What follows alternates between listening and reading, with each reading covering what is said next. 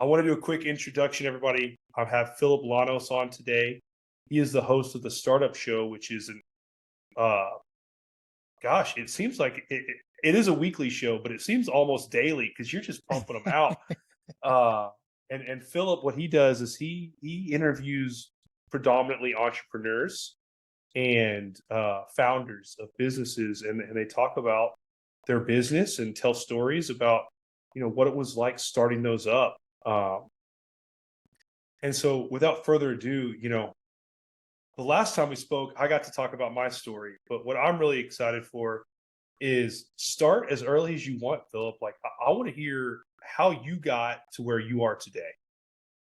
Right on, man. And thank you so much for the awesome intro. I've been, even when I started podcasting, I was lucky enough to have awesome people like Rand Fishkin, who had founded Moz SEO, and Joe Palizzi, who founded Content Marketing Institute, just say yes to me because I think the space was so new. So, I mean, I think nothing of saying yes to a podcast. First of all, I don't see myself as anything like that. But I also believe in true collaboration. And if you haven't read like The Square and Tower by Niall Ferguson, it's Neil, but it's written out as Niall, right? So I say Niall Ferguson. He really shows that the people who've had the biggest influence on society have always had the most loose ties, right? So I say yes all the time just because I believe that, first of all, you're going out of your own way to build your own platform and invite me on. That's the way I saw it. You know what I mean? So thank you for bringing me on. That being said, like, man, for a long time, I've done like 2,000 interviews, and I listen to these entrepreneurs, yourself included, and I'm like, yeah, awesome stories. And I was never able to go the corporate route, and I've always just seemed like I've had to fight just to exist in the world. And what I mean by that is and I wrote a book where I share this, and the book specifically was designed. It wasn't supposed to be a bestseller. It was literally designed, and it's not. I think I've sold like maybe 100 copies, and it's mostly because I just get it myself and give it to kids that I think it would help. Like, I needed it, similar to the way that Tony Robbins books, which we were talking about before we hit record, helped. Right? I grew up. I'm one of like 18 siblings. Long story, different parents. Right? My father had Lou Gehrig's disease, or amyotrophic lateral sclerosis, really early on, before I was 8 years old. I actually got to watch it degrade his body as the years went on. And it was already a broken home. He was an immigrant from Mexico, right? My mom was like a runaway American girl, so then I'm mixed, right? So now I'm in this world where I'm mixed. Neither family is like, to one family, the white boy, to the other family, the Latino kid, so everywhere you look. And my mom herself was a runaway, was, kind of didn't make the best choices in life, and continue to have kids, hoping that she would be able to build a home eventually, and I'm not throwing shade on any of my parents. Everyone does the best they can.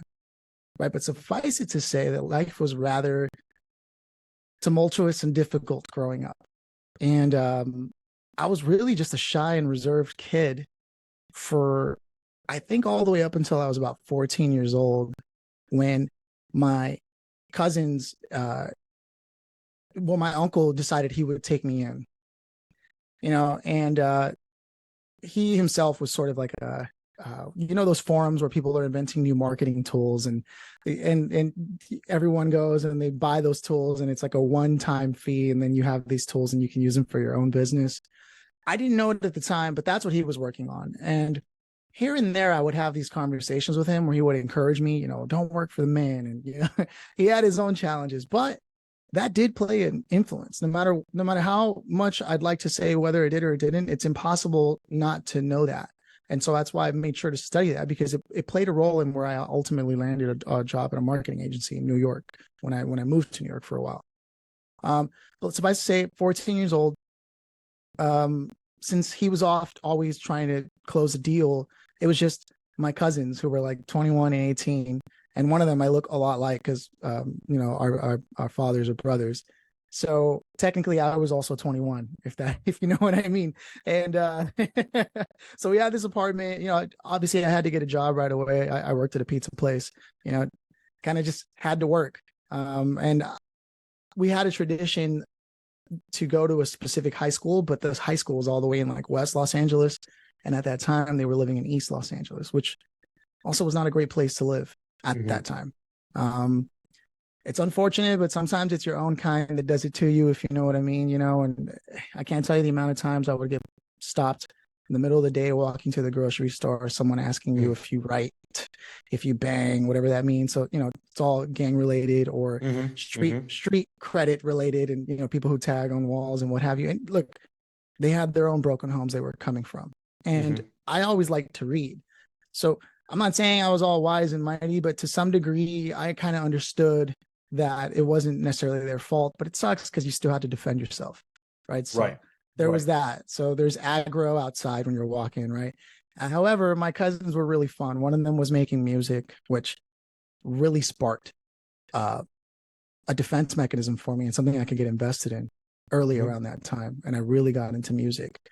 But then there was also like the life that comes with that. And there was always a lot of parties, a lot of girls, a lot of alcohol, a lot of marijuana, a lot of things that I probably should not have been privy to, which by the time I was 17, decided I had to retire all that and actually focus on my life. So I don't know if it was all bad, right? You know, go ahead.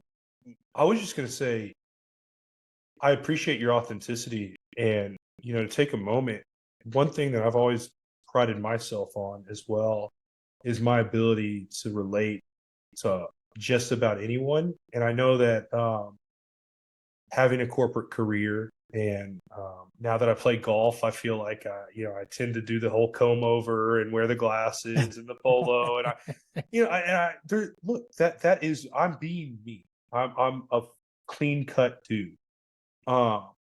But I came from a big public 5A high school. Not to, you know, my home was broken in some ways as well. I started smoking pot at 14 years old, and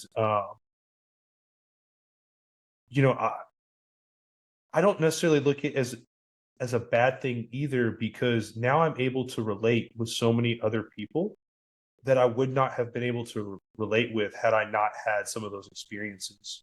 So I just wanted to say, like, I empathize, but two, I relate to what it's like going, you know,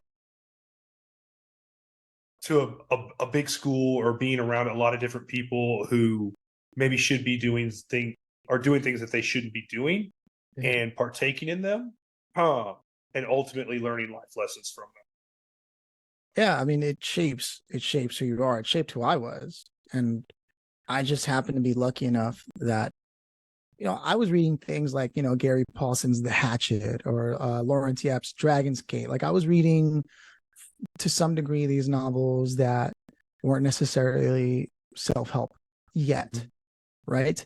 But it's still, any kind of reading expands the mind, and I did it for fun, right? And then I got involved in music. But one day I was relatively still 14, but relatively high with my cousin, not the one that makes the music, just the other one that was hanging out. But he was always a good guy.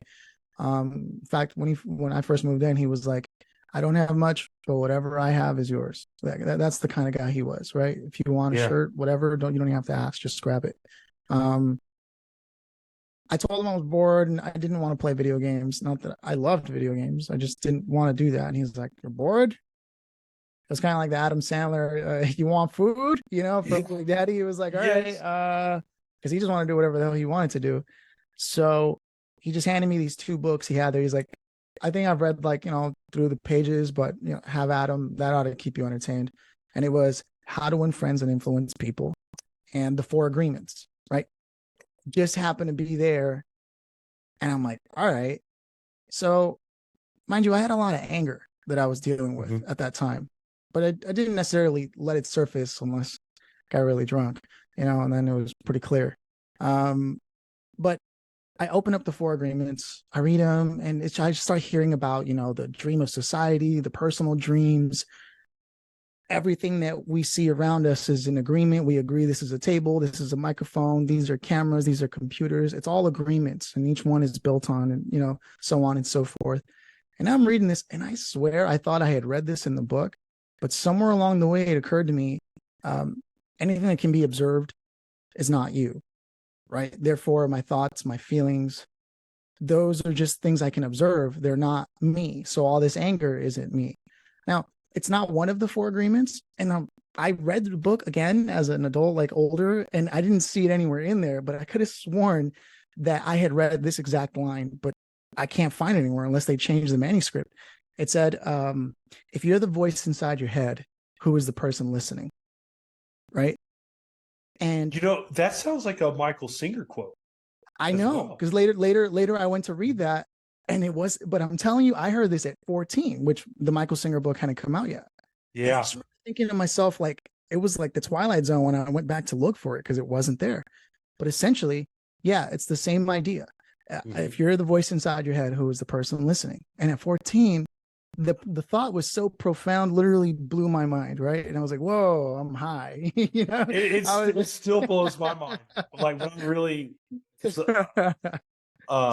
I got a chance to let go of my anger basically around that time. It didn't just happen like overnight, but it started to dismantle a lot of the things I was dealing with all before the summer, before starting high school. And then of course the next book I read was How to Win Friends and Influence People. Try to look for something you like in someone. You get more bees with honey than you do, anything else, and all the things, right? And so I go to school with this, and it's just crazy because I'm leading this life where I'm reading these books, and at the same time, I'm like doing music shows with my cousin and recording music. I'm doing all these things that normal people would try to do at the age of college, all before I get to high school, and then all throughout high school. In fact, I remember bringing some of my friends. They legitimately just dropped out of high school to just hang out with my cousins because, my cousins were working, but they also just hung out whenever they could, and they never sent them away. It was better than what they were going to be doing at home or at the school anyways, for sure. But at 17, I was just like, I'm not doing this. I got to finish school. It may not mean much to anybody else, but and no one is going to be at my graduation, and it's true. No, I don't have. There's no. It's insane to me that you had that thought. That no one else was like, "Hey, Philip, no, you need to finish school." That it was you. You were the one who made that decision. That's amazing. And it just no one was forcing me to go to school, and I took a bus from East LA to West LA 2 hours, so that'd be 4-hour round trip every day. Wow. To go to school. I didn't know what else to do. What I wish someone would have told me was encourage me to go to college, because eventually I did try to go, but then they told me, as I graduated, let's fast forward a little bit. Hey, you're going to need to wait until you're 25 to file separately from your parents. Legally, we can't give you financial aid unless you give us your parents' financial information. I said, I don't have any information. They're like, oh, well. And so I waited until I was 25. And even then they were like, hey, so we're going to need you to go to every job you've ever had and have a letter written that you're no longer employed there. I said, really? I said, you're kidding, right? Because I've never heard anyone. He's like, that's what you want for financial aid. I said, wow, you really don't want me to go to school, man. Okay. All right. So I didn't get a chance. I went to school for a little bit, but I started using my own money. I was like, I'm going to go to college. Right. So I'm taking philosophy, theater arts. I found out my math was really, really bad. I was looking at math 32 or something. And I was like, that's weird. I could have sworn I passed algebra with an A in summer school, the 1 year ever that I went in high school. Okay. So college was going to be a no-go, because there's no way I was going to pay for an entire education myself. I just couldn't do it. I just didn't see the value in it. So I just started working nonstop. I had like 3 security guard jobs, which then led to a jewelry store manager job through a connection that I had. She wanted me to first be a security guard at a jewelry store. Very sweet lady, very awesome. Treated me like I was her son. Would buy me clothes from the Gap. She's like, you need better clothes, that kind of thing. So I've always had angels in my life, if you will. Yep. And then that led to further on jobs where I landed in the jewelry district in downtown LA and started working under the table, which is crazy because most people only do that because they don't have papers and they're in the States. But here I am slanging diamonds, learning everything about diamonds. I helped this guy, real just pivotal character in my life, just in terms of like work ethic. Paul Ozunian, we were essentially selling. This is when Amazon was like first cooking up. We started selling fashion jewelry, and I was his first employee. Right, I had already had some experience what have you. But he was making like $200 in profit every 2 weeks or so, trying to sell Mhm. these fashion jewelry rings and tungsten rings and what have you. And I was like, all right. So I start cooking up, learning what's going on behind the scenes on Amazon, learning the shipping models and this and that. Next thing you know, in 4 years, we hire, I think, 5 more people, and we have like $20,000 in profit every 2 weeks, right? So I'm like, whoa, Amazon is crazy. But we worked like 7 days a week. And on the weekends, we would drive to Orange County, which was pretty far from downtown LA, like Mhm. 5 in the morning, set up shop. And I just remember watching how hard he worked. And he eventually, I'm there with him, and he took care of me. He would feed me every day. It wasn't still paid me in cash, and could have paid me a little bit more, but Yeah. he got a house. And when I had to move back from New York, he was the first one to be like, I mean, you and I have done so much together. You can stay at my house for free. He was like, don't even Wow. worry about it. He's like, I'll give you a Wow. job again while you get on your feet back in LA. So everything is connected. Everything is paid forward. I'm always fortunate. Love his family, good people. You know, Unfortunately, nothing is free. Things always come with a price eventually. And Right. no matter how much someone loves you, there's just things. And I'm still cool with him to this day. But there was a part in Yeah. my book where I decided I had to leave, and it was for other reasons. Yeah. Yeah. But I want to check in with you because I know my story can be varied, and I'm trying to. No. This is one thing I was going to ask you was when Amazon first started out and you guys were on Amazon, were were you shipping? Like you had to box the stuff and ship it, right? Yeah. So we did some fulfillment where we would send major fulfillment, but fulfillment by Amazon wasn't there yet when I had Right. started, right? So yeah, we were selling like 300 orders a day, and I had to hand ship them. I just threw Right. on audiobooks and music, and was just Well, the reason I bring it up is there's a CEO of a company named Spanx. It's very yeah, women love this company called Spanx, and the founder, her name is Sarah Blakely. Yeah. Sarah Blakely, yeah. And I read a article, this was years ago, about her work ethic. And I think she was working in marketing or fashion or something in New York City. Um, and she'd come home from work, it'd be like 8 or 9 o'clock at night. And I remember this quote, the pivotal moment in her career where she knew that uh, it was time to give up her 9 to 5 or her career to pursue Spanx full time, was that she got so many online orders and she had it set up. So she still had to fulfill, but she had it set up where it like would auto inventory. So like they'd come drop off the stuff at her apartment. Oh wow. And she said she couldn't fit in her apartment Yeah, that'll happen. because there were Yeah. so many orders that she said it was just floor to ceiling and she could Yeah. barely even get to her bed. And she sat and thought like, how am I going to go to work? Because I have to sit and box all this stuff up and ship it out. And she said she took 2 weeks of leave and it took her all 2 weeks to fulfill all of those orders as more were coming in. She's trying to hire people. And she goes, suffice it to say, I never really made it back to work after that. Yeah. But like, I bring that up because that's hard work, like sitting there and fulfilling order after order. Um, you know, I think the other piece is you talked about not going to college, and I've had the privilege to be a college professor at a small community college called TCC, Tarrant County College, and it's like 200 or $300 a course, and we do everything we can to keep things affordable. And what I want to get out there for that is what you went through seems so wrong, and I'm so passionate about fixing issues. I don't have all the answers to how to fix that financial aid issue, but for people out there listening who do want an education, uh, look at your community colleges, because there's no difference between what I learned at a very prestigious, expensive private university and what I teach for 200, $300 a semester at the community college.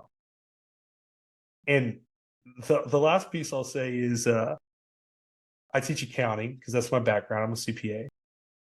And the students who do the best in my course are kind of students like you who have some life experience, and a lot of them have dealt in the marijuana game, I'll say, because when you, I'm not condoning that or saying to go do No, that, but you need that skill but for sure. but it's interesting because you learn business skills, inventory, like complex business skills. Like, okay, you understand leverage. When someone fronts something to you, you understand, well, it's not really mine. I have to get a return. I have to get an ROI on this so I can pay this person back and have something left over for Entrepreneurship, me, yeah. right? And inventory and how much my inventory is valued at. And, okay, I can sell it for this much and still make X and Y. They come into it with that knowledge, and I'll just say that they typically make like very, very high grades. Again, not condoning that behavior, but No, it no, kind of those it are kind real of goes skills. it kind of goes to show though that, like, I call it God, whatever Yeah, your spiritual or religious beliefs are, the universe and God can take things that are bad and make them very good if you're willing to put in the work. Uh, absolutely. so I'll stop there. I just wanted to speak a little bit to that, and that the hard work. So as you're fulfilling these things, I had a similar uh, experience in my life where I had a mentor, worked very, very closely, decided to go get some different experience, and so, talk about, from the end of your period of working on Amazon and learning all those real life business skills. What did you want to do from there? What did you go do after that? Yeah, so the thread the entire time while I'm doing all this work was that I had this ambition of being an entertainer, right? Mm. So I was taking that money, and instead of paying for college, I decided I would pay for singing lessons. I was getting lessons from one of the best vocal instructor families ever, the Riggs family. Seth Riggs and Katie Riggs, who was actually my coach, was Katie, his daughter. And they taught like Michael Jackson, Luther Vandross, Steven Tyler. I mean, you name it, they taught them this thing called speech level singing. So I was paying for that. Although, caveat, they loved me so much as a person. They were so kind. They taught me for like 6 months for free to begin with. You know what I mean? Like when I tried. And it just so happened that I had gone to high school with their son, Seth, who really I owe the introduction to begin with it all. So it's like you said, sometimes the universe or God really does place things. Now, obviously, I'm not a famous singer, so there's questions, or the plan hasn't yet been fulfilled, if you will, right? Um, but at the same token, I was then paying for on-screen camera acting lessons as well with a teacher named Eric Klein, who taught a class by someone named Tony Barr, who was Ed Asner's teacher. And Ed Asner is the guy who plays the voice of the old guy in Up. You may be familiar with him, right? So I'm learning all this. I'm working on my craft. When I wasn't doing that, I would take days to work on set, and I'd be like on the set of Community or other TV shows as a background actor, because that was the easiest way to get in, only to find out that no one who ever works in background ever makes it to the front of the camera. It's very rare. I think Clint Eastwood and maybe Harrison Ford are like two of the only people that ever did it. And you hear that on set and you're like, oh, I got to change what I'm doing. Got a chance to be on one job by a show named I'm in the Band that was like on Disney. And this was before SAG and AFTRA had merged. So this was an after job. And I finally landed one of those. And as long as I had $3,000 just laying around, I could have paid to be part of AFTRA, and it would have changed the trajectory of maybe what I would have been doing and making more money. I did not have $3,000 sitting around. I just did not. I lived on my own pretty early on. In fact, it was around that time I was doing just before the Amazon thing. My cousins were like, "Yeah, you know what? I got my girl now. I'm gonna move out and do my own thing." And I was like, "Oh, okay." So I guess like it was like a 2 week notice, and it's all love, but it was kind of just like, I was turning 18, and they're like, "Well, good luck, man. See you later." I was like, "Oh shit." I had just saved up $1,000 and had bought like a BMW like from like 1989, some like old, like I got robbed. They should have never sold that car, but it was all I had. So I lived in my car for like 2 weeks while I saved money to get a deposit for an apartment somewhere down the street. Um, so that was fun. and that was educational experience. But I did get the apartment, and I was fine. I was used to having to work for things, so it wasn't that much of a shock. But it definitely sucked the way that happened. The timing couldn't have been worse, right? So yeah, so then I'm doing the acting, I'm doing the background acting, I'm doing the Amazon thing. I'm working hard, man. I'm trying to make something out of my life, right?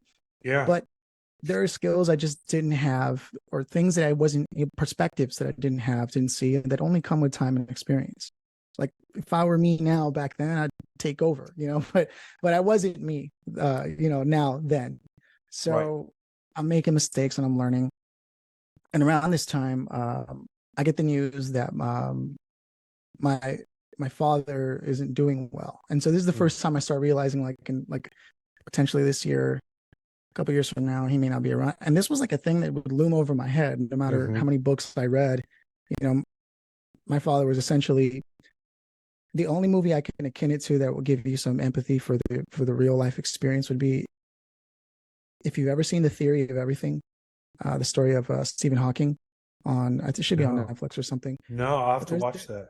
there's a scene where he's at the dinner table and he's like choking on his food, and like everyone's just like, and it's like, and just like you just hear all this, and it's just really unsettling. That was just everyday life. It's because the muscles are losing their abilities, Yeah. right? Yeah. And so that was the only time I ever saw myself represented in a movie. You know how some people are like, yeah, Latinos in film, and it's like represent. Like, yeah, I mean, I could kind of relate. Being half is really, like, half anything is really weird, right? Because it is. Okay, I'm a mix myself, so I get it. And so, but when I saw that, I was like, yeah, that's visceral. That's crazy. I started seeing that, and I'm like, all right, I got to double down and figure something out. I end up starting to go on this campaign of like, I'm going to go to singing competitions. That's what I paid for. That's what I studied. So I tried going on X Factor, American Idol. All of them said, no, you're not what we're looking for. Great, but now we're looking for it. And then I'm like, let me go Espanol. So Yeah. I do this Telemundo audition. It pans out, and they fly me out to Orlando, and I'm on this show called I Am the Artist, Yo Soy el Artista. And like, I'm on the show, but then it turns out there was like this whole politics thing. They sent me the wrong song to study, and I brought it up as soon as I got there. And the producer was like, who did you talk to? And like, in front of everybody, I wasn't going to throw anyone under the bus. I don't want anyone to lose their job over this. I don't care how much of a golden opportunity. Yeah. It's not cool. You don't do that to people. So I was like, right. I don't remember. And she was like, huh, okay. And so it just seemed like from there on, the producer kind of had it out for me. And so eventually I get to go to my time to record my episode, and I'm going to step up to the stage, and I just watched 3 other people do it, and not a single problem. As soon as I get up there, she's like, hey, you got to hurry up because we're behind schedule. So I just need you to hurry. I'm like, oh, okay. Right. And I was like, that was weird. So what I didn't know were all the people who were doing our hair and working behind the scenes were actually social media influencers. And so then this wall of like 50 social media influencers opens up, and you have to get all 50 of them to vote you in before the wall opens up. And 3 pedestals come up to lead you to the singing judges. And one of them was Luis Fonsi, if you will, right? The Despacito guy, right? So yeah. I'm like, wait a minute, these are the people who were doing my hair. And they started asking me things I wasn't prepared for. Like, oh, so, the ALS bucket challenge is happening. How do you feel about that? And I was like, oh, I didn't realize you guys were going to ask me, all that. But I was like, all right. Keeping in mind, the producer just said, hey, like, hurry up, we're behind schedule. I was like, I'm really happy to hear that in Spanish. And I'm like, and whatever helps, right? And you're supposed to sell yourself to these people, right? But I'm also trying to be mindful of production because it's important. Looking back, it kind of stinks too, because the ALS thing, it probably really hit home with you, and it was like the perfect. It caught me off guard. Yeah. But also keeping in mind the production. Long story short, I didn't end up getting all the votes, but it was because I sped through the questions, and I realized, like, no matter what, this is important. I want to make sure, in case anybody gets a chance, no matter what anybody says in the production that they're behind schedule or what have you, when it's your moment and you're in front of the camera, you take as long as you need, and you take your damn time, and you do your best work like you've never worked before. Because I'm a person who's always considerate. I was too considerate for a moment that was supposed to be for me, and it didn't end up working out. I'm not saying I'm the best singer, but I'm a great entertainer, and I shouldn't have had any problem at least getting past that round. But because I let all these things fill my head, it was the first time I learned the lesson of like how important it is for the voice inside to be louder than the voice outside. You know what I Yeah. mean? Mm-hmm. And Mm-hmm. I flew back home like miserable. And shortly after that, I started having problems with my best friend at home. And Mm-hmm. he didn't want to make music with me anymore. I don't know what was going on. Mm. He's like, I got a kid. You're over here playing the lottery. I got to do things that are real with music. We've since squashed the beef, but it was hurtful because I was like, what do you mean? I literally Yeah. just put my name down on a lease for a music studio so that we, like, Yeah. how is that not serious? The girl I was with at the time was going through her own things. And then I was like, would it be easier if we worked together? She's like, actually, yeah. And then I was like, so then it's okay. We don't have to be, oh, see, that's why I didn't want to tell you. So you get all these Yeah. mixed messages. And then I get the call. Uh, you need to come see your dad right now. Oh gosh. Yeah. I was like, oh, okay. So I drive over and my stepmother who was looking after him didn't tell me anything. She's like, go look at him. There's a sheet over his face. I was like, okay. When I pulled the sheet down is when I found out my dad died. That's how I found out. And the eyes were still open, and I was like, "Oh my god!" What? She couldn't like. I know, I Oh know. my gosh. And well, to be fair, she had been sitting there taking care of him alone for like 20 plus years, and there was a lot Yeah. of family drama behind it all. I think she was hurt too. Just, Mm-hmm. I guess she wanted me to feel some of the pain. I don't know. People do weird things when they're hurting. Yeah. Yeah. It's grief. People Yeah, do. and Yeah. I was like, oh, okay. And within minutes, I snapped out of it and I realized, okay, well, something has to be done about this. So then I'm Mm-hmm. calling the 911 and they're like, okay, well, don't move anywhere. We're going to send cops to investigate. I was like, what? I was like, okay. So then the cops show up and they're like, yeah, we just want to make sure there's no foul play here. I was like, my father has had ALS for like 20 plus years, which is unheard of. Usually it kills you in Mm-hmm. 4. So, nobody ever wanted to study this. I don't know if it's because he had a citizenship eventually. He worked hard to Yeah. get that. But okay, nobody ever studied that, which I think would be a pretty A valid little. study. You know. Yeah. But Yeah. anyways, now I'm dealing with like convincing people that none of us killed my dad. And then eventually the coroner, this and that comes, whatever, and then I find out it's like $20,000 to bury somebody. I'm like, I don't have Mm-hmm. $20,000. And they're like, okay, well, you can cremate, and there's a cremation package, and that package is $3,000. And I was like, oh, cremation package. And I was like, right, death is a business. Okay. Who would have ever thought? Only you in know, America, right? yeah. And then I'm like, okay, well, my stepmother wants to have a service.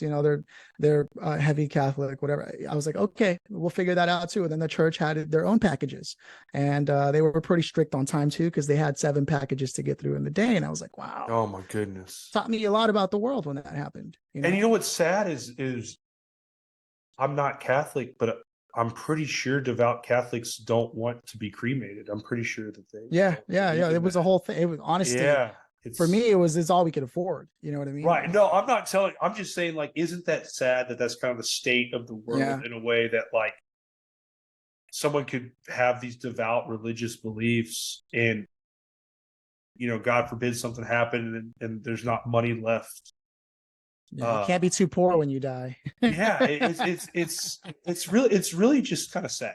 That's the only reason I bring it up is that, I think you and I share the hope that at some point, I think I'm not idealistic and naive enough to believe anymore that I can fix every problem. Yeah. But if I can leave this world having an impact to help solve at least one big problem, then that's a success. That's the vibe, man. That is the goal. That is the mission for sure. I don't know how I'm going to do it. Honestly, every day that I live, I'm constantly flabbergasted with how little I know.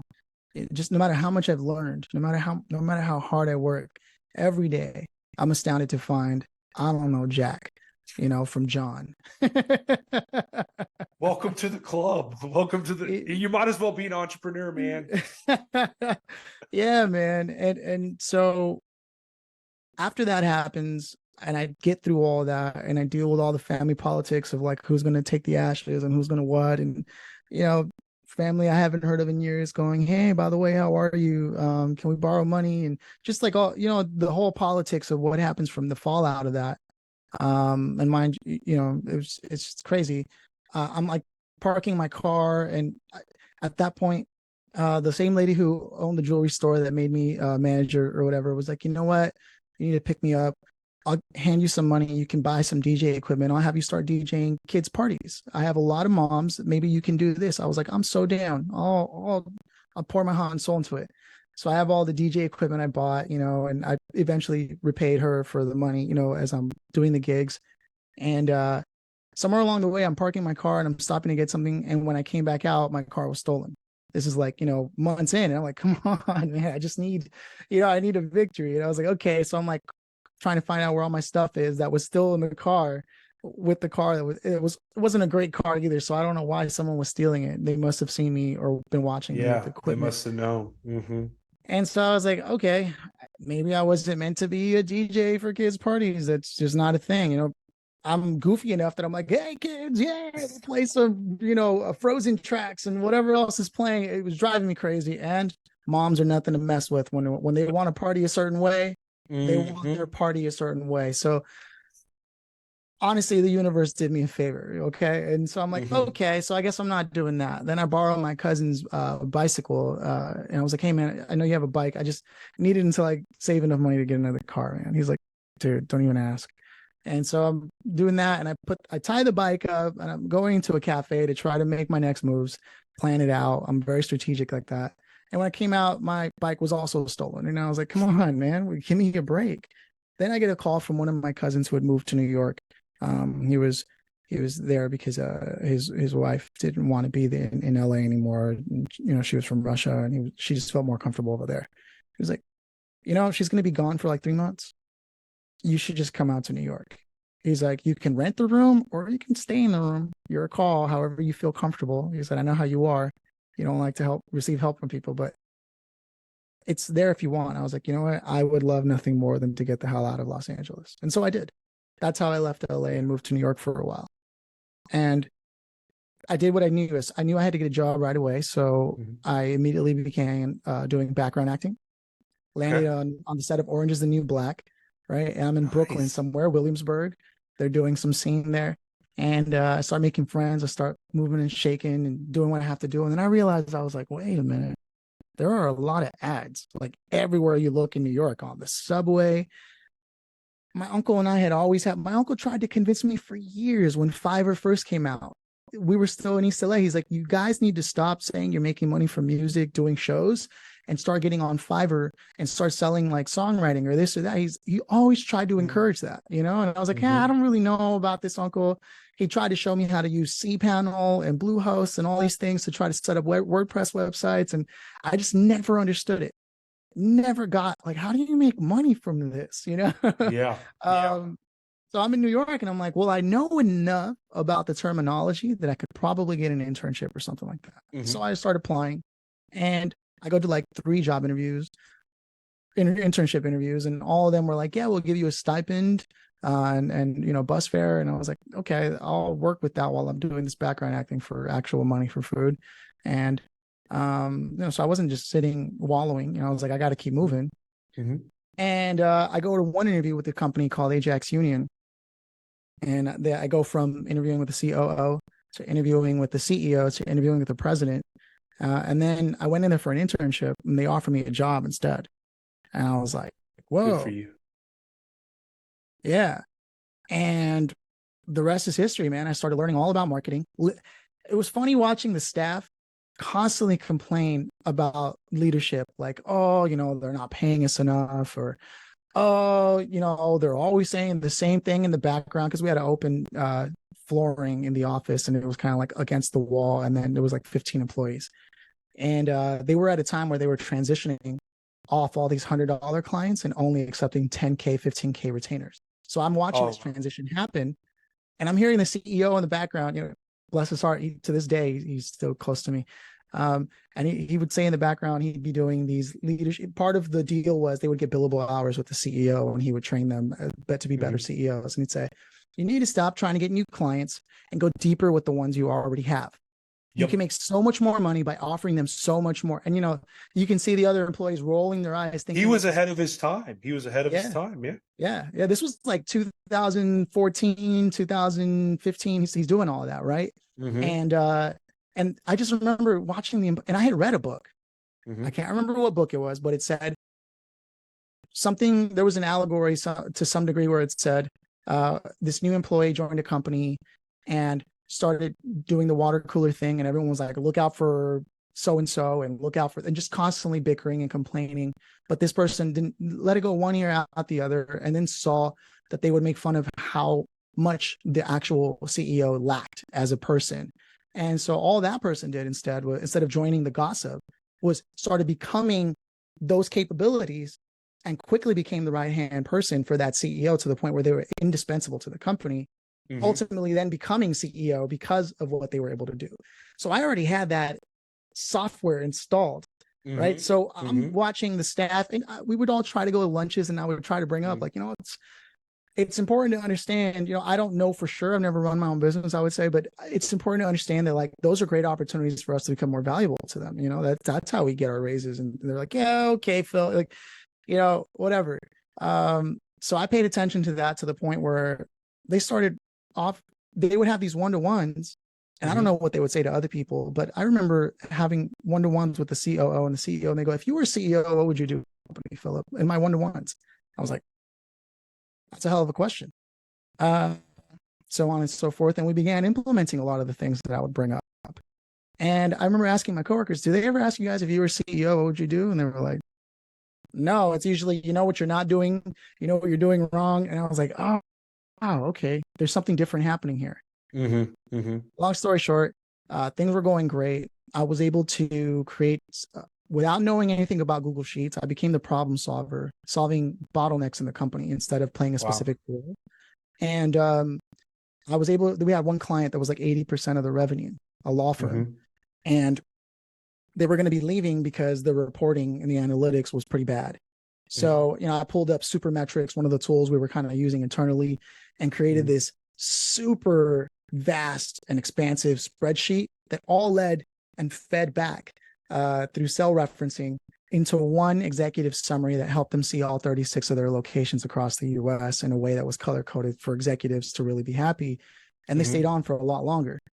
And to the point Good where for when you. I left the company, I had to create like a tutorial of how this works and how to build this, just so that the team knew like what was going on.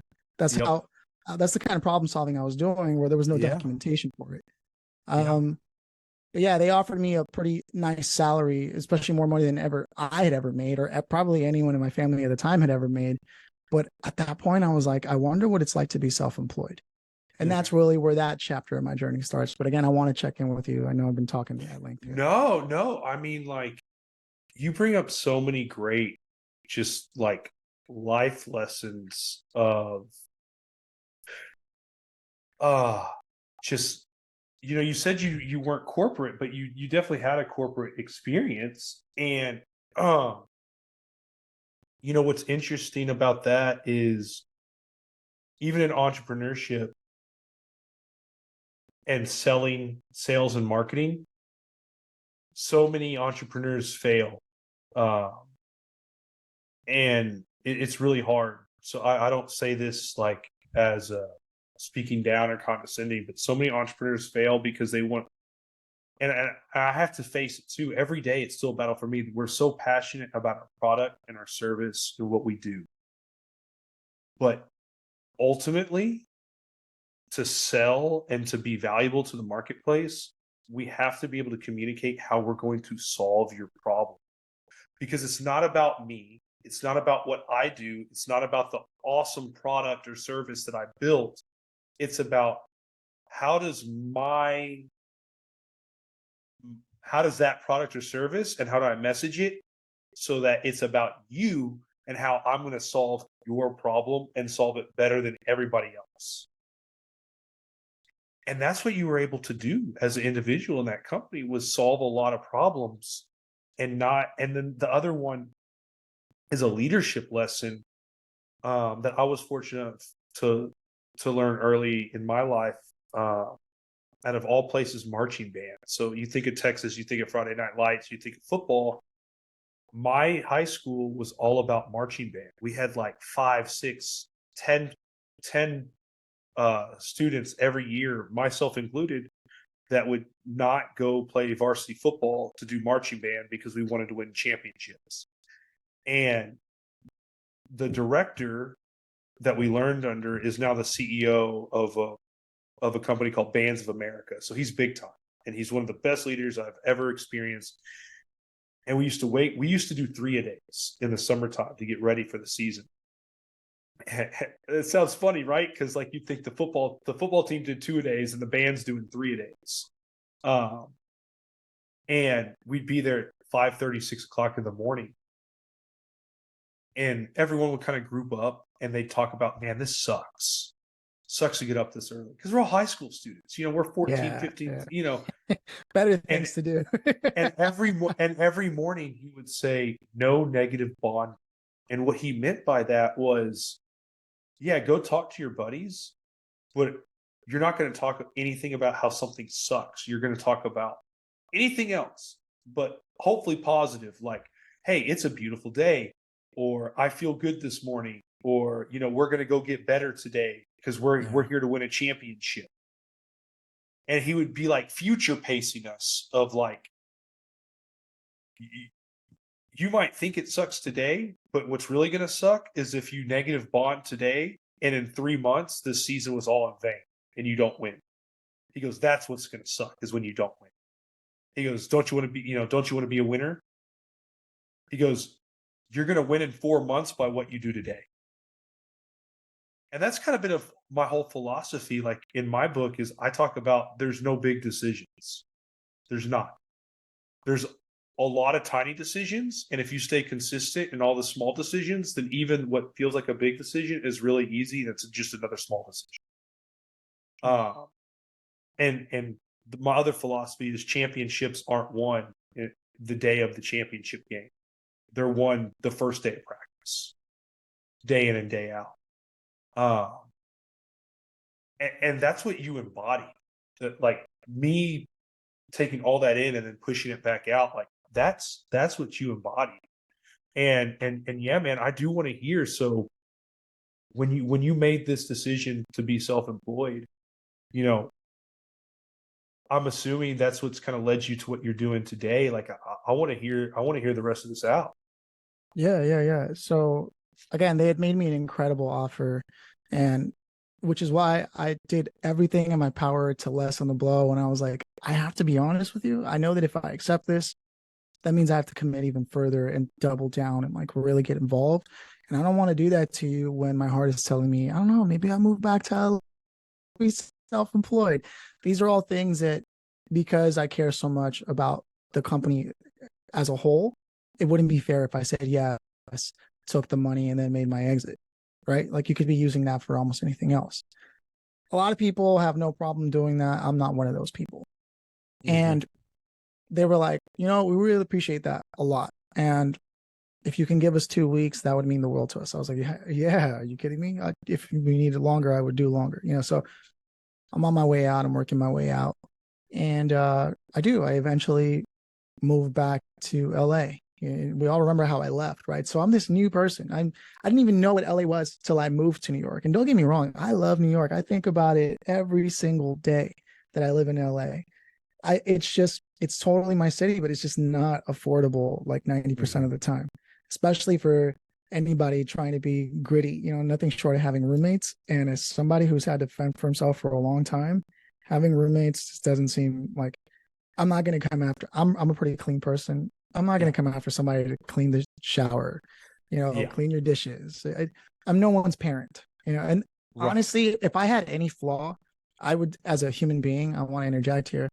I would believe it's something that I'm trying to work on is I have no interest in managing others nor being managed by others. And that gets in the way of a lot of what I have to accomplish. I know that it does, and I think it has a lot to do with just my circumstances in life. You know what I mean? Mm-hmm.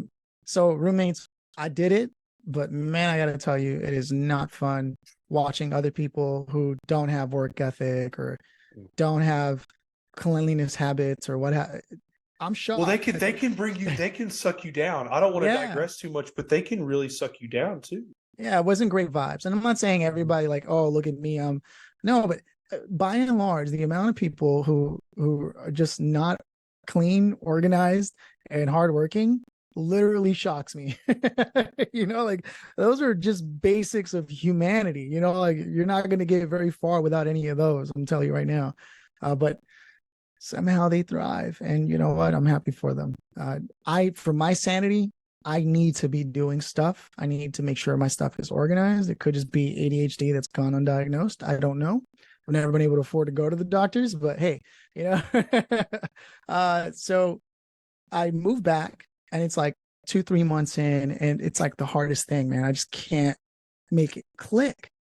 Mm-hmm. Before I had left, we had just kicked off the podcast at the marketing agency. I had interviewed the coworkers, and the coworkers would come in super prepared, ready to only read the script since it wasn't on camera. And I was like, my whole life, I used to joke around when I was a kid, and I would call people pretending they won tickets to Hawaii as a radio. I just always did that. Don't Prank know where it call. came from. Yeah, I'd Yeah. always be like, hey, are you so and so? They'd be like, yeah. I'd be like, well, you just won yourself a couple of tickets to Hawaii. Go ahead and dial this number back and leave your name, your address, this and that, and they're going to go ahead and give you a couple of tickets. Remember, it's 555. I would do this. Yeah. Nobody ever taught me. I never went to it. Yeah. I just always remember watching like Carson Daly or this and that, or just the radio host. There was this guy on 106.7 for K Rock or whatever. Just always just whispered to me, that's so fun, right? Just was always fun. More fun than acting or singing or anything would be like, honestly, if I could, to this day, if Sirius FM or whatever came up to me and was like, do you want to work a radio show? I would totally do it. Totally. Yeah. It's never happened, and they usually want someone with a college education and I don't know what, but hey, I'm podcasting, right? But anyways, Yeah. we had just launched the podcast.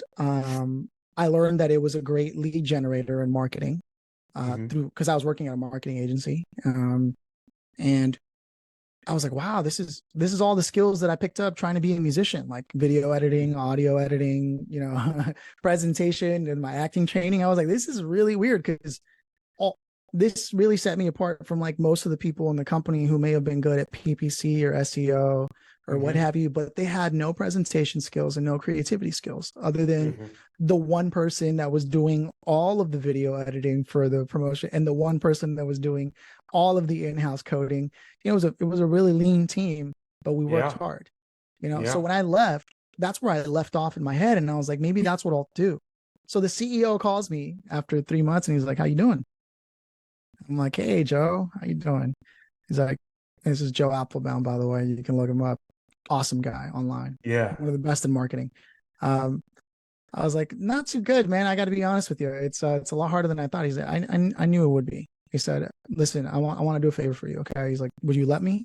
He's like, when you offer advice to someone without permission, it's criticism. Right. I said, right. Absolutely. Please help. I love how I'm gonna keep that for myself. I love how he phrased that. Will you let me? Can I give you advice? Do I have your permission? Yeah. Yeah. Beautiful.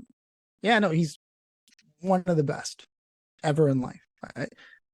He's very gregarious and loves to rap, and he comes across as a lot of energy. It may not be for everybody, but he's definitely for me. He's one of the best human beings I've ever known in my life, Joe Applebaum. And so I was like, please help me. He said, okay, I'm going to make a couple of introductions for you. I'm going to send them your way and tell them you're a podcast expert, the guy that I've worked with. I was like, okay. He's like, you can afford to make mistakes here. Okay. In fact, please make as many as you possibly can to get it out of the way. I said, all right. I jump on these calls. One of them is like a life coach. And I spend the initial 15 minutes trying to explain what I can offer him. And then the life coach is like, hold on, man. He said, and he sounded really angry. And I was like, oh, what did I do? He said, I don't know how to tell you this, but I am a life coach, so I'm going to do my best. He said, you haven't asked me a single question in relation to what it is I want, and you've been doing nothing but talking about what you can offer me. He said, I know it sounds counterintuitive, but I don't care what you can offer me. I care to know whether or not you want to know what I'm dealing with and what I want. And I was like, holy shit. Excuse my French, but I was like, No, you're good. That man. remember I talked about like Yeah, you get so passionate, and then yeah, And I was like, oh man. And my face turned red. It was hot, but it was over the phone, so he couldn't see that. And I was like, you're absolutely right, sir. I said, why don't we start over? He said, no, we're not going to start over, but I really do hope that this helps you moving forward. I was like, wow, well, he didn't have to do that. So it really did, Yep. you know? And a couple of more calls under my belt, and I really started to get a hang for diagnosing instead of selling, right? Even if I have my offering, there's two things that I think were really valuable in order to actually kick off the ability to generate business.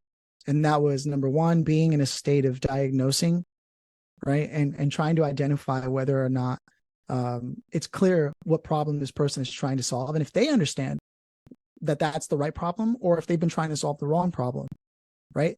And then the other is qualification. Are you even qualified to serve them? Are you a good fit? What about them? How have they worked with others before? Because there's nothing more expensive than a client that pays you as little as possible, doesn't understand their own problem, and doesn't actually want their problem solved. They're in a state of business themselves. Business owners aren't end all be all geniuses. They have their own flaws as humans, and some of their own bottlenecks are literally based on purely their own mindset. And those were all really interesting lessons to learn from many failed phone calls before I could finally land a sale. Now, I'm not saying I'm a sales genius. I'm not. In fact, if I had any weakness in business, I would say it's generating business. I'm very good at delivering things. I'm even better at strategy. I actually don't recommend that you work with me in terms of implementation, but optimization is truly my specialty. But I didn't know all these things at the time, right? And I was just starting out. But learning these lessons, I think, were the most valuable to me. The hardest part was really doing role playing for sales with Joe Applebaum on the phone. I hated it. Oh, because he would just say no matter what. It was like, why are we even how is this making me better? He's like, I understand you're frustrated, he said, but I promise you it's worth it. He wasn't lying, But I gotta say, as a young upstart, cocky kid who has always had some talent, it was really hard to sit there and just consistently like fail.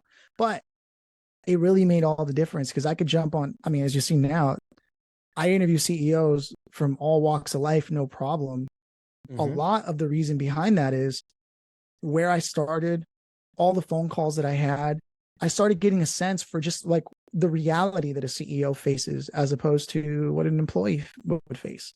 They have no idea the amount of risk, the amount of concern, the factors involved.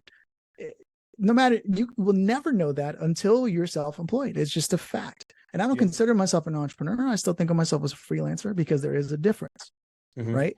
A freelancer is still looking for gigs, right? Then a small business owner usually has brick and mortar or some kind of e-commerce shop, and they're not leveraging, or there's certain things that they're not necessarily doing that would qualify them as entrepreneurs. And then there are entrepreneurs who develop products and intellectual property that can get sold at scale for huge profits, right? There's like a huge demarcation, but everybody goes around calling themselves entrepreneur.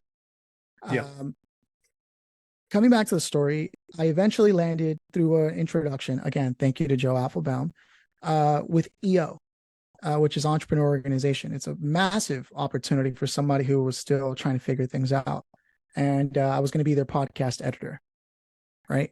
And the rest is history. I just started in the space. The challenge with EO is, and I love them, from such good people, from John Toda to Stephen DeStante, all the NY people, to John Toda championing for me to become the EO global editor for their global chapter of all 167. They might have like 172 now chapters, and getting involved with their accelerator program. They really went in for me. There was a lot in for them, because nobody just does it out of their goodness of their heart. Like Joe Applebaum, it's a very rare thing, but they were awesome. The challenge was, they were giving me a chance also because I was relatively cheap compared to the other options out there, and it's no mystery, but it was great experience for me. But the challenge was, their ultimate ambition was to be a podcast like NPR is how I built this, and to be the go-to podcast for entrepreneurship. that's a great ambition. And I think I can make that happen. But when you call me a producer and really I'm just editing things, right? And then you don't give me the ability to tell you where you need to change what you're doing, you start hurting your own chances of accomplishing what you want. Right. And if you want me to focus more, you want an autonomy. Yeah. And if you want me to focus more on what you're doing, I'm gonna need more money than what you're paying me. And then that's when the conversation started. When they started seeing that I was wise enough to like, well, what is how much is this worth to you as an organization? They were like, uh-oh. I had finally reached the point where I was smart enough to ask the question in relation to value instead of the time and effort I was putting in. Yeah. And it was at that time that I was no longer the editor for the EO, which, to be fair, they have a certain budget for the organization as a whole. Sure. I can argue their side just as easy as I can argue mine, but the experience was absolutely, incredibly, without a doubt, the most valuable experience I ever had. And I'm very grateful to EO, because it was foundational to everything that I'm doing. Right. From there, I'll fast forward a bit because it's just a matter of me like launching websites for people, doing PPC, finding out I'm absolutely terrible at PPC. I was trying anything and everything, man, selling people ice cream, not literally, but figuratively. I mean, and I just realized, I was like, wow, I'm like terrible at most things except a strategy for how we're going to kick things off. Yeah. And this thing about podcasting and how to make it entertaining, how to make it engaging. So I'm on Twitter and I'm at my wit's end for how I'm going to do things. And I see someone named Andrew Metal who just made a post like, I'm looking to hire somebody to just host. Would you like to get paid to podcast? Let me know. I was like, I started sending messages. Yeah, man, sign me up. I'm like, something tells me I should bug this guy. And I remember reading a book about the founder of CD Baby, Derek Sievers. I can't remember the name of the book, but I read a lot. And so, but there was a story that Derek Sievers shares about a time he was in college and a music executive came to do a talk at the college. And he intuitively saw that the music executive was clearly fatigued, probably hadn't eaten, he was probably thirsty. So instead of sitting on that intuition and just making it an observation, he ran out, went outside, grabbed a sandwich, grabbed a ice cold bottle of water, came back, put it in the front desk, and then went to go sit back where the speaker was, and then went back to go sit in his chair. And the guy was like, okay, all right. And, he's taking a couple of bites and some water. He's like, all right, where was I? And he goes on to do a speech. At the end of it, the guy was like, all right, what's this going to cost me? And he's like, no, nothing. He was like, okay, well, here's my card, go ahead and send me an email. And so Derek Sievers is like, yes, this is it. This is my break into the music business. And he sends an email and doesn't hear anything. And Derek Sievers does it again. And eventually he gives up for like a month and then sends another one, right? He was like, what was it? What was this worth?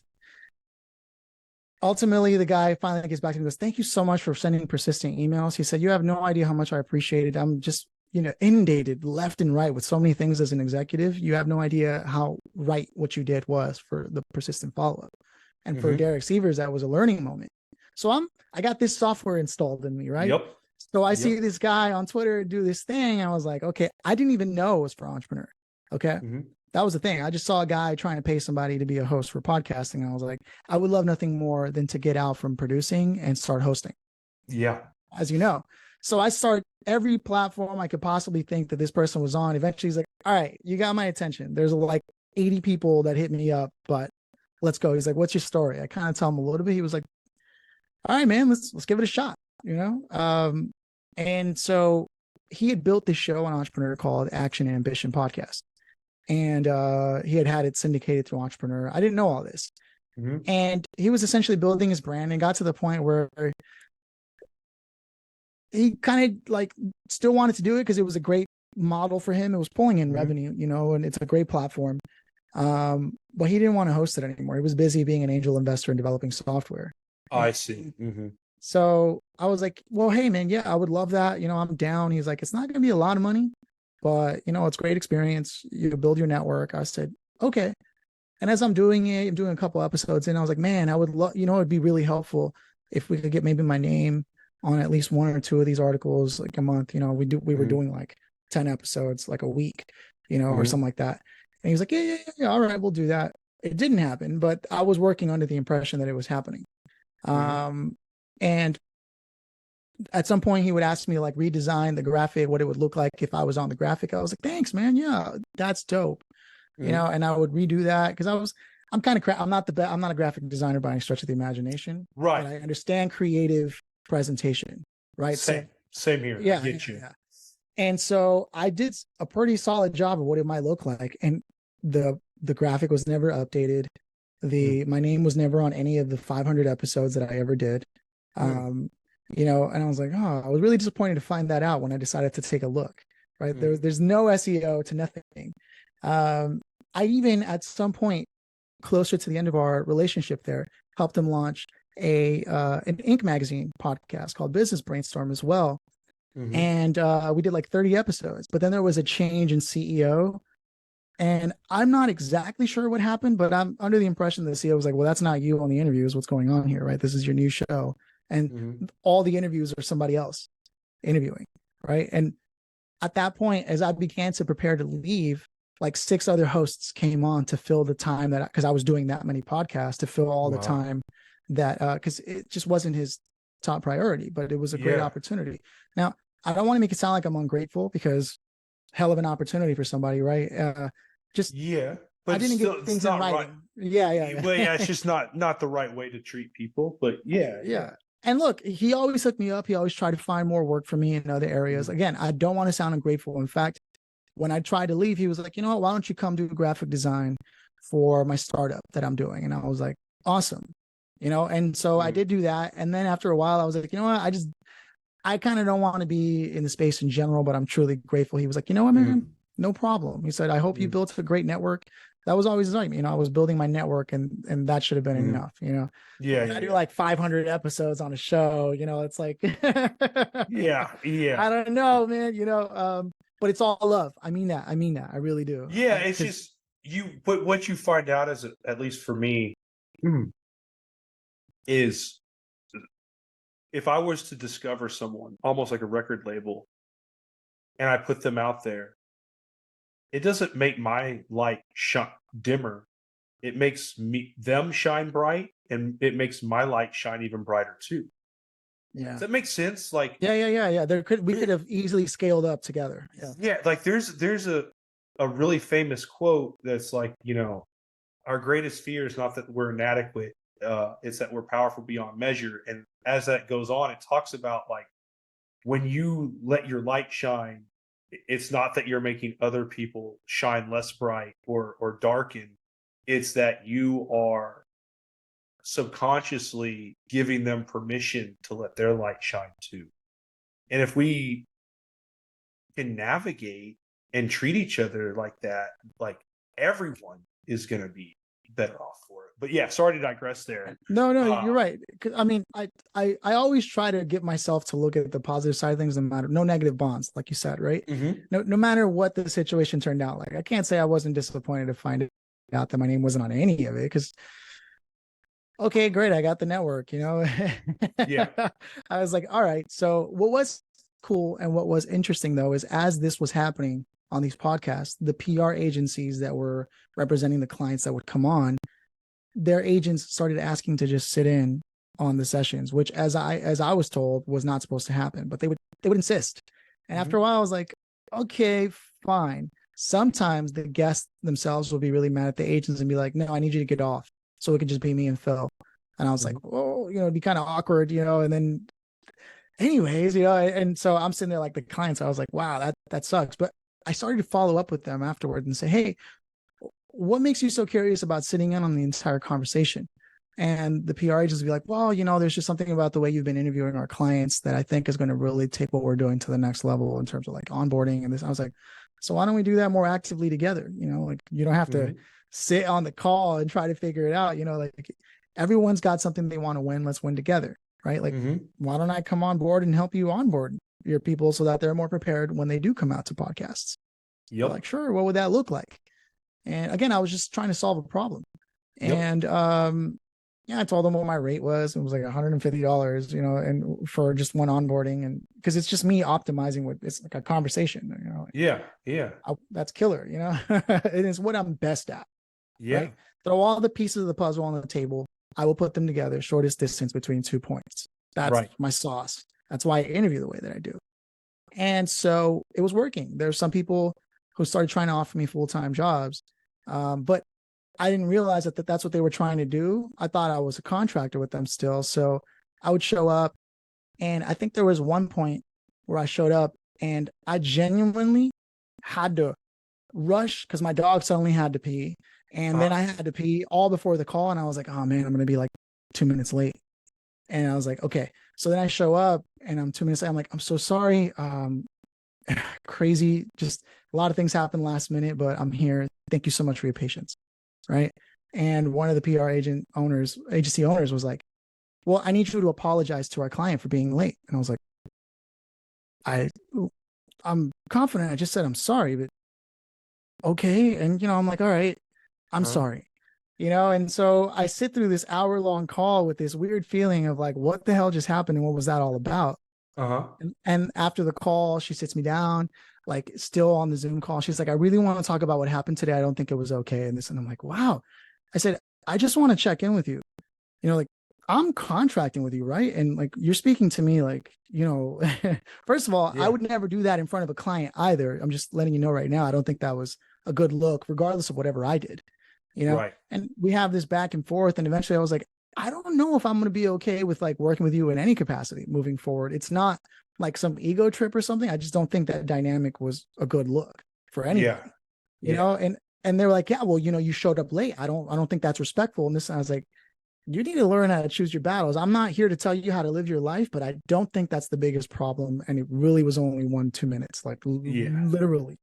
And that's when I started realizing like, oh man, like small agencies operate differently and this and that. And I don't know if I want to be in this space anymore, if that's really what it's like. I haven't had this experience with everyone, but if that's going to be one experience, I don't think that's a good idea. And I need to start like, when I say, yeah, let's work together, I need to clarify what our dynamic is going to be if we're going to work together. Because at the time I was just like, yeah, let's work together and show up. And it was really weird because I thought I had already learned this lesson, but just goes to show no matter what you think, there's always going to be some new dynamic you didn't prepare for.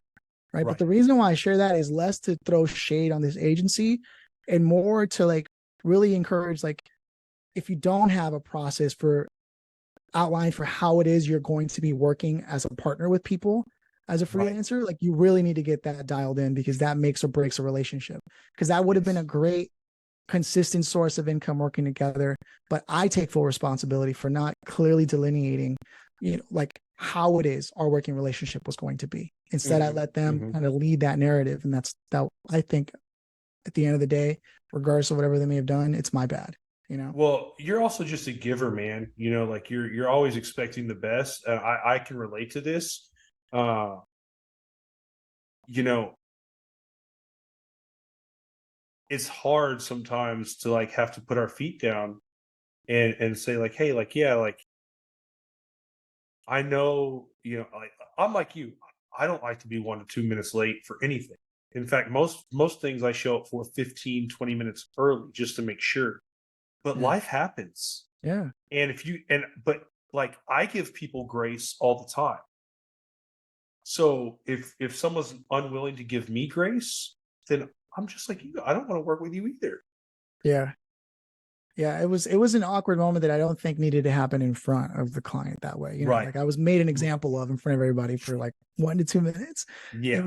It was really shocking to me because this person never behaved in that fashion at all. But I think they have a certain, as they told me, they have a certain standard for the way they present themselves in front of the client. And that standard is Well, supposed to be I have a buddy who works for a big PR firm, and the thing about it is they're so afraid of losing clients, and depending on the name of the client, and how they, because people can be so egotistical, Yeah. and I think, but see, it still doesn't make it right because I'm not going to operate under a fear base. Like if someone's going to fire me because I'm 1 to 2 minutes late because like something, you know, outside of my control caused me to be 1 or 2 minutes late, then to me it's like, okay, I'm going to go find someone else that I would rather work with anyway. Whereas they don't operate that way. They operate like, we've had this client for so many years and blah blah blah blah blah. We don't want to lose them. And yeah, that's what happens when you become corporate, uber corporate. Yeah.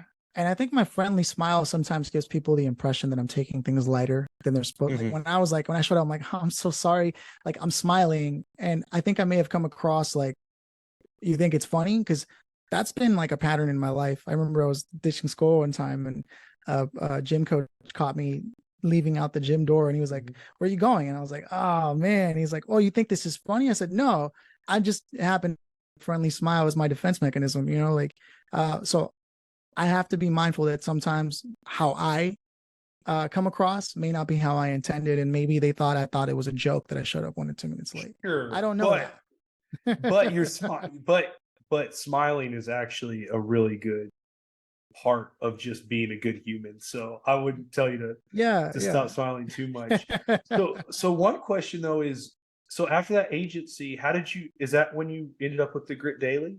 No, I'm sorry. It's taken so long to get to my. Oh, no, you're good. So I work with a couple of other agencies, right? I even actually got a job offer from this great company out in Singapore. Amazing company named Tiger Hall. They were backed by Sequoia and they're doing like internal corporate teaching, like social learning. Really cool. It's like a paid service. And I was hosting a couple episodes for them as well. Felt very grateful to be doing it. When they tried to onboard me, it turns out it's a lot harder to migrate to become a US business than people imagine. Mm-hmm. And the payroll just couldn't get in place. And when I didn't get paid in time, I was kind of like frustrated by it because I was working towards leaving behind all my clients and everything. And it was really a miscalculation on my behalf. But also when a contract says I'm supposed to be paid by a certain time and I'm not, it's like, well, what are we going to do? And after 4 weeks of follow-up and there's still no payment, and I decide to resign. And then it's like, oh my God, let's figure this out. I don't want to paint them out in a bad light. It's just, I wish you would have told me that up ahead of time so that I could prepare for that. Right. But that's not what happened. And unfortunately, like I love that team. Was so excited to be on board for that because I thought I was going to learn a lot more since I'd never been in a corporate structure. Right. But it just didn't end up working out. So as I'm looking through all that, there's one show in particular I did like 300-400 episodes for around this time where I meet Jason Miller, who runs the Strategic Advisor Board. And he's got like a community of like 200-300 small business owners. And what he does is he actually works with other companies, helping them scale up, right? So once they get to a certain level of revenue, he helps them scale up with his whole 10 teams of advisors, very McKinsey-like, right? Okay. Yeah. Very, very successful at it for their niche. And I had interviewed him for Entrepreneur back when I was doing the Action Ambition. He's like, oh man, he's like, can you come on my show? I was like, sure. I show up at the end of the episode. He's like, man, I got to be honest with you. I'm trying to poach you. I'm trying to have you host my show if you'd like to co-host with me. I said, you know what, man? If we can make it make sense, I'm down. And so, yeah, we started doing like 10 episodes every Friday. Like it was a long Friday every Friday, but we did about 300-400 of those. And then I started having like health problems. I needed to get injuries and all these things that was always healthy was not good. And it put me out of work for like 3 months. It was pretty bad. Suffice it to say, I wasn't prepared for those 3 months of being out of work, especially as a freelancer. Right. But I got through it, and him and the entire SAB team really went out on a limb for me and hooked me up and made sure that I was okay for those 3 months. But it didn't solve my problem of like coming back into society again, after being out of work and what have you, because I was forced bed rest. But all that goes through. And again, I did another 300 episodes or so, 400 episodes there. And it was awesome. It was great. We weren't able to monetize it as much as we wanted to, but I learned a lot about like what it would look like building it from the ground up with a whole team, right? Okay. As opposed to just doing it myself or watching someone more established do it. So I'm putting all these pieces together in my head, and I just so happened to, one of the companies that was working with Grit Daily News happened to book a lot. And at that time I had come across Jordan French too. And so he knew of me. And I remember even being on the show at one point and getting to talk on the show, but their host had leave. And Jordan Friends was like, hey man, we would love nothing more than to have you as a host if you'd want. I mean, your reputation obviously precedes you. Like, I think it would be literally you just walk in and we can just hit the ground running, which would be the most ideal scenario for me as well.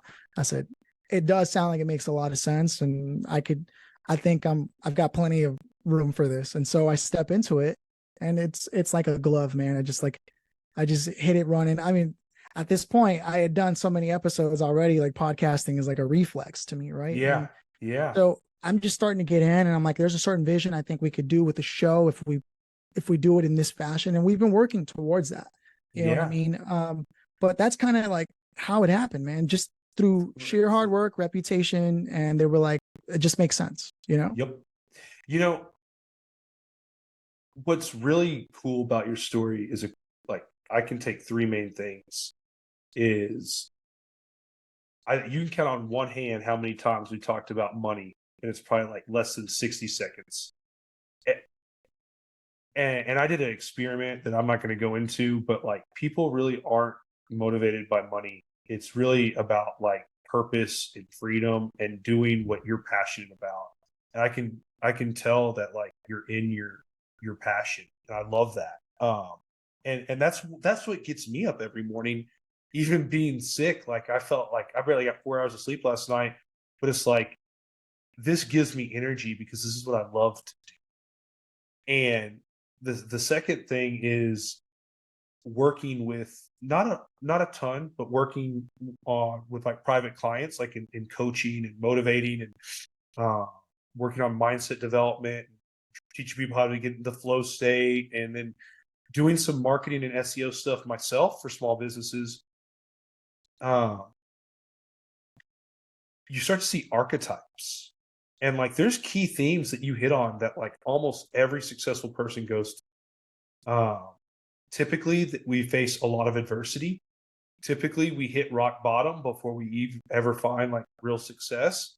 And typically, despite all the odds, we have, I like to be somewhat realistic, but we always have to be optimistic as well. And I saw that throughout your story of no matter what happened, it was like, okay, that really sucks, but maybe it's just like the universe giving me a sign that it just wasn't meant to be. So if that wasn't meant to be, what's my next step? And not worrying about like trying to rebuild something uh or cling to something that isn't right for you. And then the last piece is I know it may not be exactly music and what you want it to be. And I do think and uh think it'll happen for you if really entertaining is outside of podcasting is what you want to do. I feel like you're one of those people that's gonna end up where you want to end up no matter what. But you said at the beginning you want to be an entertainer, and I think of you as more than just an entertainer, but you're definitely an entertainer.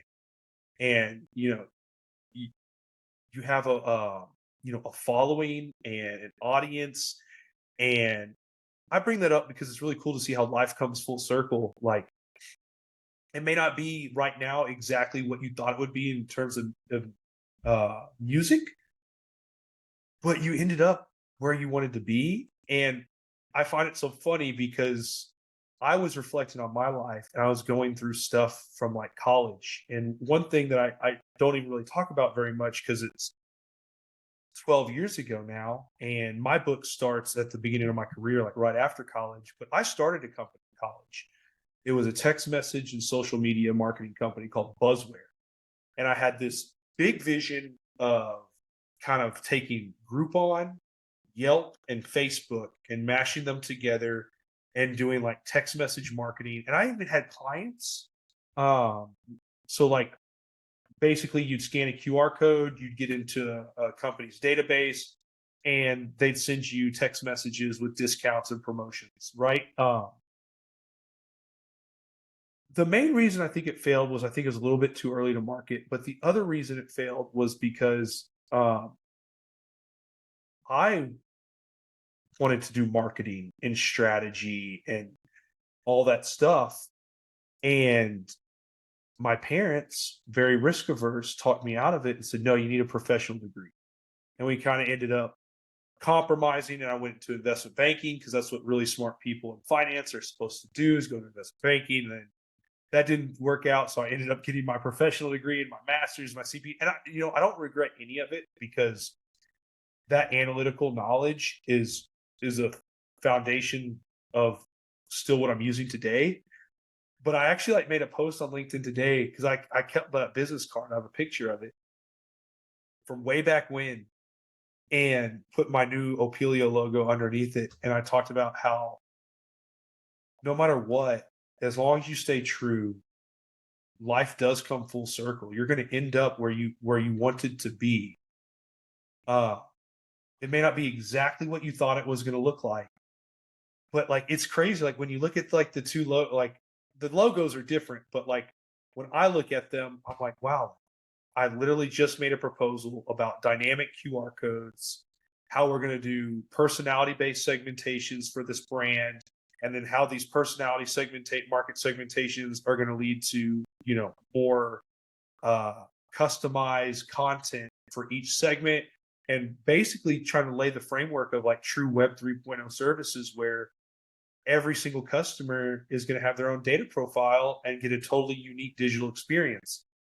And that is 12 years ago, basically was the big vision of my first company in the first place. You were ahead of your time. Was getting to know customers by their cell phone number, direct one-to-one, and building that relationship one-to-one between the customers, which is ultimately what Web 3.0 really is. And I was like, that is crazy, because I couldn't have planned that out. It's almost is stranger than fiction, if you've heard that term. And I hear your, I'm like, the same thing happened to you. It literally came full circle, and it's beautiful. It's amazing. And I think that's what, in our first podcast, you asked me, you said, it sounds like you leave room for God, or you leave room for the universe to work itself out for you. And yeah. I think that's a beautiful way of saying it. For me, I would say, if you're out there and you're struggling, stay consistent. And for me, it did take hitting rock bottom. I did have to realize that when I have nothing left to lose is when I know I can go all in. And it takes that level of commitment. But if you're willing to do that and not quit, stay consistent. Like you said, you lived in your car for a couple weeks. You're willing, if that's how much your dream means to you, you will be successful as long as you don't. Yeah, man. I mean, there are just some things that I think sometimes when life is too good early on and you start hitting challenges when you're older, that it's actually harder than the life I've lived, where it was just always been hard. I think it was Mastery by Robert Greene, where he sort of goes on the story tangent about the scientist who developed the biology, Darwin, right? Darwin's brother was a prodigy, and he was supposed to be the one. And I don't know if it's historically accurate, but the story itself paints an awesome narrative. But his brother was the one that was the famous scientist early on. And Darwin's father was looking at Darwin like, man, I don't know, I'm going to send you to become a priest or something, because I just don't know what to do with you. All you want to do is look at bugs all day, right? But for Darwin, he always had to work hard and didn't really realize it just never easy. It was always something. So what he developed as a consequence of that was just always going to be working hard no matter what. Excuse me. As opposed to someone who's always just been talented, right? When things get hard, they're the first ones to quit, because usually it just works. I just go in and I do the thing and it works. And there's so many books that review that as well, like Winners, The Winner Effect. I can't remember the name of the author, but it's another thing, right? Where they do studies on children and they do these exams, blind tests. And it's true. It's for the kids who have just always had to work hard, right? Or just never took things for granted. It's just the way life goes. And so I don't know if I can take credit for just being the person that always works hard. I do realize that there's a lot of people who let a life like the kind of life I was born with lead them down the path to drugs, like in the worst possible way, to violence in the worst possible way. I've yet somehow always had, through the universe or God or what have you, always had like one best friend who, you know, I was never truly ever alone, or I would have a mentor, or there was always something that was put in my path that made life not completely dismal, you know. And I wasn't born in some third world country, right? My uncles did try to look out for me to some capacity. There was always some love in my life.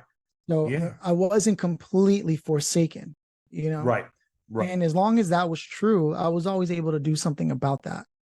So sometimes it's just a perspective, right? And I was lucky enough to read the Four Agreements really early on in my life to make sure that I had perspective in life for whatever reason. So yeah, while I may not know where my journey is going to end, I truly do believe that trusting in whatever powers that be and doing your best work you possibly can every step of the way, that's how all my opportunities have come, from just being the best I possibly could be wherever I possibly could be.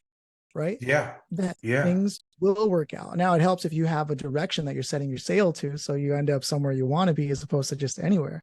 Right. But yeah, I there's obviously no secret sauce. It's like if you were to open the magic scroll and it just said work hard, you'd be like, okay. Well, you know, and I don't want to digress too much because we'll have to do this again first, because this has just been so great. But like, a lot of people wouldn't believe me. Like, I would try to train people before I left corporate on how to sell, and I would give them the tips and the tricks and all this stuff. But I would say, at the end of the day, there's no secret. The secret is not selling. The secret is developing a relationship. The secret is just being you. And it would, like, for so many people, would go above their head. I'd be like, look, like, and so like I actually took one of my managers out. We went and played golf, and we met a guy in our industry in healthcare. His name was Nat. He was also like an investor in healthcare, and the manager said, "Sean, why don't you try to sell this guy?" And I said, "Okay, I'm going to teach you how I sell." And we went and played golf. He asked me one time what I did, and I said, I do mergers and acquisitions in healthcare. That's all I said about what I did. And ultimately, at the end of the day, the guy said, "Hey, why don't you come have lunch with me?" To me and my manager. I'll buy you guys lunch, and we'll have a couple beers together. I want to learn more about you. So we go to lunch, and that's when we trade contact information. I didn't ask him anything about that. And at the end of all of it, my manager goes, "You didn't say one thing about work, even at the lunch. You didn't really say anything about work." And I said, "Exactly." I said, "You have to remember the context of how we met this person. We met him playing golf. Do you want to talk about work when we're playing golf?" And he goes, "No." I go, "Neither does he. Neither does he." 100% true. I said, that's building a relationship. That's how you say. Emotional intelligence plays such a huge role, personal opinion, in terms of like how that's done. And it's funny because they'll swear, no, what's really the trick that you're using? There's no trick.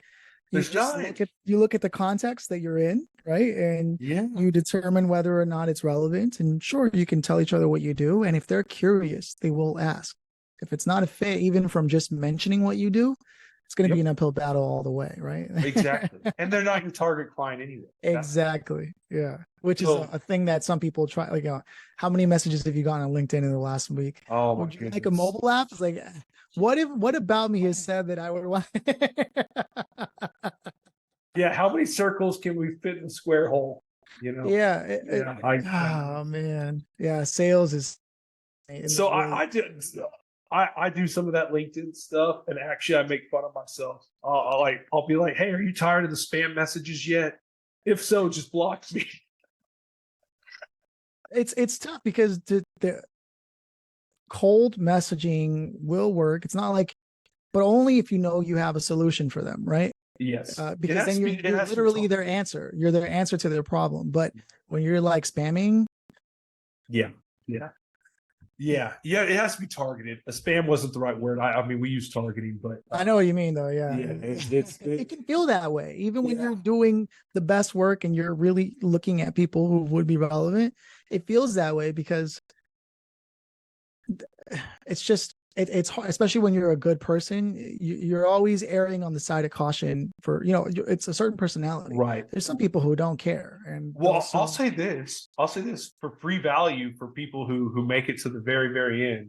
Now they're probably not going to believe me. I paid $50,000. Like I didn't like pay it, but like that's how much money I went through to like learn this lesson. I'm big on a mantra, so like a lesson that's isn't learned just gets repeated. So I spent 50 grand in my business before I learned this one. Automated messaging, paid ads, all that stuff um, works, but it only works after you have a following. It's a magnifying glass.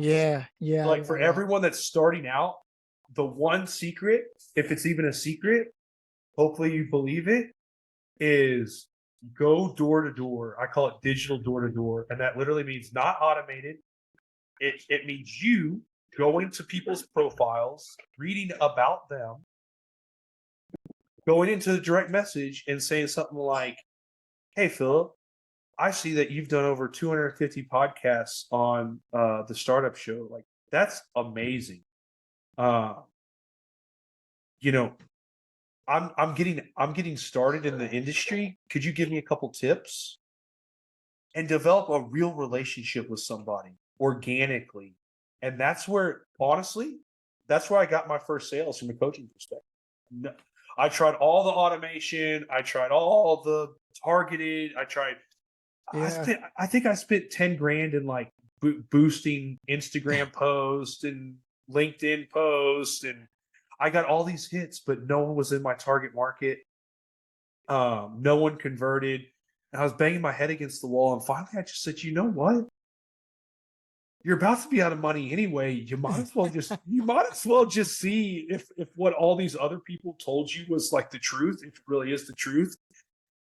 I kid you not, after a week of like really doing that, and it was tough. Like I started out starting 30 conversations a day.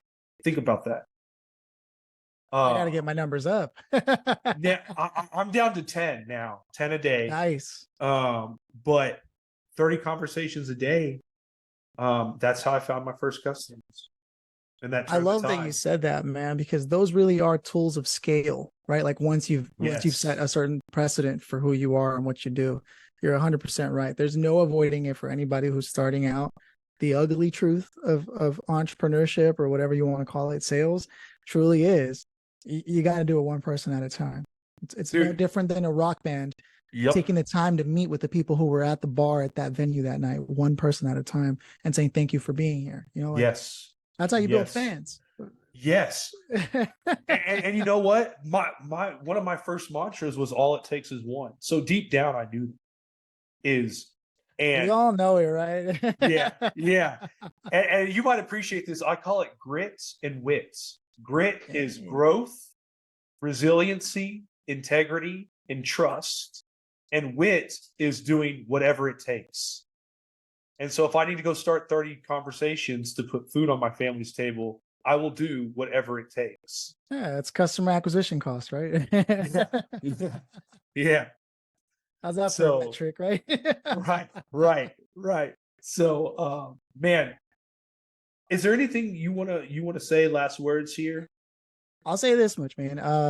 While I love podcasting, and if anybody's looking to be part of the show, talk to the team, they'll get you on board or whatever. But one of my missions in life is definitely to help other kids who are like me. So if you know of kids who could benefit from hearing my story, either pass this episode along, right? Because Yes. that'd be the quickest way, or you'd have to type in my name when you look for my book instead of just my book title. Unfortunately, my SEO is terrible there because most of those books have just been giveaways on my behalf, and maybe some Sure. family that bought it, right? Because it's not a business like target book, but my goal was to cut the learning curve in half for kids who didn't have their Yeah. parents and what have you. So if you do look it up, Pushing Past the Norm Pushing by past the Phillip Lanos, and you know of any kids who might benefit from reading a story like that, just know that it's there, and it would mean the world to me to know that I changed one kid's life. Like all the things I needed growing up, So that's really would be like just. So awesome. is it on Amazon?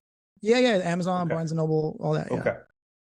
Well, you have my pledge because I also have a book and I know what it's like.